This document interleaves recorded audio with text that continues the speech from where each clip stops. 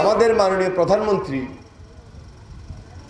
নির্বাচনের এটা প্রতিশ্রুতি ছিল, সেই প্রতিশ্রুতি অনুযায়ী আমরা সর্বপ্রথম দিনাজপুরের কাহারোল উপজেলায় খাল খনন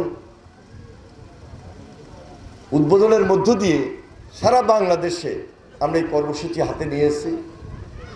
এই কর্মসূচি যদিও এই নির্বাচনের আগে আমাদের অঙ্গীকার ছিল, তার আগে শহীদ প্রেসিডেন্ট জিয়া রহমান তার জীবদ্দশায় মাত্র 3.5 বছর তিনি স্বনির্ভর বাংলাদেশ গঠন করেছিলেন।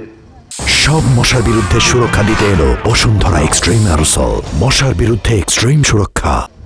এবং আধুনিক কৃষি সেচ ব্যবস্থা, আধুনিক বাংলাদেশ তিনি দেওয়ার ক্ষেত্রে সবচেয়ে বড় সহায়ক ছিল খাল খনন কর্মসূচি। এটা ছিল তার আমলে একটা বিপ্লব, এটা ছিল তার আমলে একটা আন্দোলন। দীর্ঘদিন আমরা এই আন্দোলন, এই বিপ্লব থেকে বঞ্চিত ছিলাম, করতে গিয়ে অনেকে করেন নাই,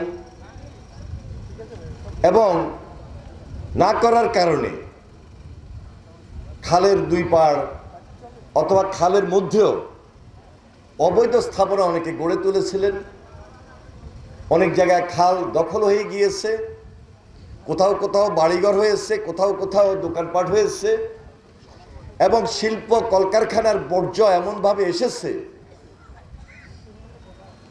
আমাদের খাল পুরা বন্ধই হয়ে গেছিল। আজকে এই খাল খনন শুরু করার মাধ্যমে আমরা একদিকে এগুলো উদ্ধার করব, আরেকদিকে যে সুবিধাগুলোর কথা বলেছি এই সুবিধাগুলো আমরা খালের দুই পাড়ে যারা বসবাস করেন পুরো এলাকাবাসীকে আমরা দিতে সক্ষম হব।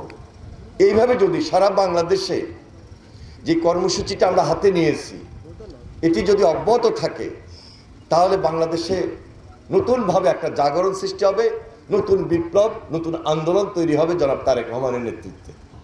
আমি নির্বাচনের সময় যেই গ্রামে গিয়েছি, যেই বাড়িতে গিয়েছি, আমার মা বোনেরা বিশেষ করে আমাকে আবদার করেছেন যে আমাদেরকে জলাবদ্ধতার হাত থেকে রক্ষা করেন, যার কারণে তাদের প্রতি সম্মান রেখে সেই বাড়ি, সেই গ্রাম, সেই মুরব্বীদের প্রতি সম্মান রেখেই এই কাজটুকু আমরা হাতে নিয়েছি এবং অগ্রাধিকার ভিত্তিতে এই কাজগুলো আমরা সম্পন্ন করবো ইনশাল্লাহ।